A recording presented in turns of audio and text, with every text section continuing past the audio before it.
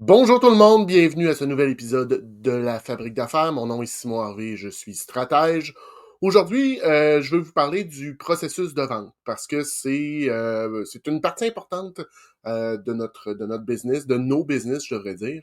Puis je veux passer au travers des différentes étapes, ou du moins du processus que j'utilise puis que je mets en place auprès de mes clients. Le processus de vente, en fait, à peu près tout dans la vie est un processus, que ça soit de sortir de la douche le matin, puis si vous avez déjà travaillé avec moi, vous savez pourquoi je parle de sortir de la douche. J'ai une histoire avec ça, mais euh, sortir de la douche, c'est un processus. Faire l'épicerie, c'est un processus. Faire du démarchage, c'est un processus. Vendre, c'est un processus.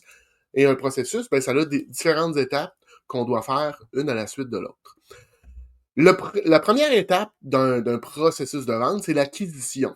L'acquisition de vos clients potentiels, l'acquisition de vos leads, l'acquisition. Comment est-ce qu'un client découvre que vous existez puis rentre dans votre univers? Comment est-ce qu'il apparaît sur votre radar? Comment est-ce que vous voyez que c'est un client, une cliente avec qui vous voulez faire affaire?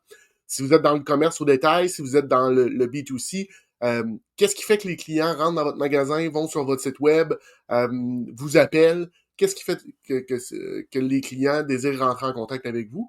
D'un côté de B2B, ben, où est-ce que vous allez les chercher, où est-ce que vous allez réseauter. Donc, comment ils rentrent dans votre univers. C'est ce qu'en anglais, ce qu'on peut appeler le haut de l'entonnoir, le top of the funnel.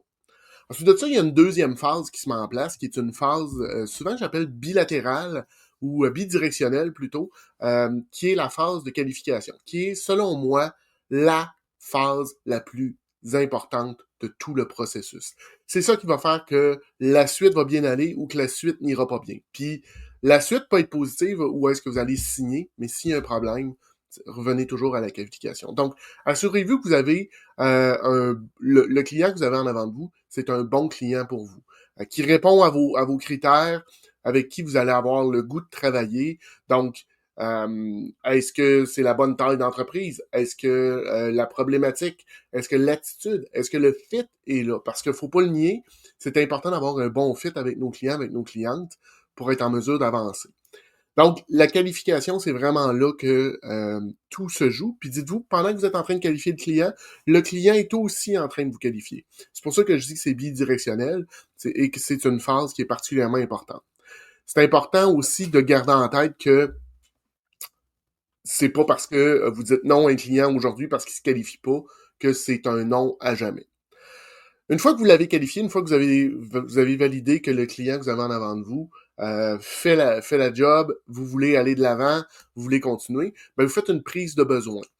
On pose des questions, on fait une rencontre avec le client, on essaie de déterminer qu'est-ce qu'il y a réellement de besoin, puis comment est-ce qu'on peut réellement l'aider, réellement lui apporter de la valeur. Suite à ça, on se retire ou peu importe, on développe la solution. Qu'est-ce qu'on va offrir au client? Qu'est-ce qu'on va lui proposer? Comment est-ce qu'on va fonctionner? Et finalement, ben, il y a la présentation. Donc, vous avez déterminé comment vous pouvez résoudre le problème de votre client, de votre cliente, et vous allez ensuite de ça lui présenter cette solution-là. Il y a une phase de décision qui vient ensuite, et finalement, que ce soit un oui ou un non, il y a un suivi. Parce que vous avez déjà mis des efforts dans ce client-là, donc c'est important de le ressolliciter s'il a dit non. Mais s'il a dit oui, vous ne le laissez pas juste partir. Vendre, c'est bien, mais revendre, c'est beaucoup mieux. Donc, vous voulez remonter, pas nécessairement en phase d'acquisition, pas nécessairement en phase de qualification parce qu'il est déjà qualifié, mais tout ce qui est prise de besoin, développement de solutions, présentation, décision, vous voulez rouler le plus longtemps possible dans cette zone-là avec vos clients. Je vous le disais tout à l'heure, la phase critique, puis c'est ce que je vois régulièrement, puis je l'ai vécu dans mon entreprise et je suis certain que vous l'avez vécu dans la vôtre.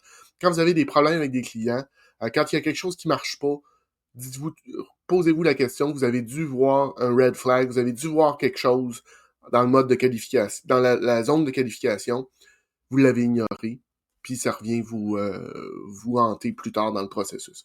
Donc, la phase de qualification, c'est vraiment celle-là que vous devez travailler. Et c'est pas monolithique, cette phase-là. Ça veut dire que vous pouvez descendre. Les premières fois, vous n'avez pas nécessairement d'expérience, vous savez pas ce que vous voulez, ce que vous voulez pas. Ben, vous pouvez peaufiner, jusqu'à ce que ça soit quasi parfait. Donc, c'est de l'agilité qu'on met en place particulièrement au niveau de la qualification. Vous allez vivre des choses avec des clients, vous allez dire, bon, ben, je veux plus telle chose, je veux plus tel type de client, je veux plus travailler avec dans tel type d'industrie. C'est correct, vous avez le droit, mais c'est juste de le déterminer rapidement. Je peux parler rapidement aussi du cycle de vente, parce que le processus, la façon de le faire est similaire dans à peu près tous les produits et services, dans toutes les industries avec lesquelles je travaille, mais le cycle de vente, donc le temps entre chacune de ces étapes-là, varie grandement d'une industrie à l'autre, d'une entreprise à l'autre, d'un produit ou d'un service à l'autre. Donc, dans une même entreprise, vous pouvez avoir, si vous avez 6 produits, vous allez avoir 6 cycles de vente. Un processus, 6 cycles. Chacune de ces étapes-là a une durée spécifique dans le temps. Peut-être que votre client, dans la phase prise de besoin, c'est 3 semaines. Ce qui est intéressant derrière ça, c'est de se dire, ben, si le client passe plus que 3 semaines, c'est un red flag. Posez-vous des questions. Retournez retournez vers votre client parce qu'il est en train de se désengager. Je ferai un épisode complet sur le cycle de vente éventuellement. Mais je voulais vous amener aujourd'hui à avoir un processus de vente puis de le déterminer. Si vous avez des questions, des commentaires, des insultes, des injures, je vous invite à communiquer avec moi, soit dans les commentaires de la plateforme que vous utilisez, soit à info@nomisco.ca. Puis ben, je vous souhaite une bonne semaine, puis on se dit à la prochaine. Bye tout le monde!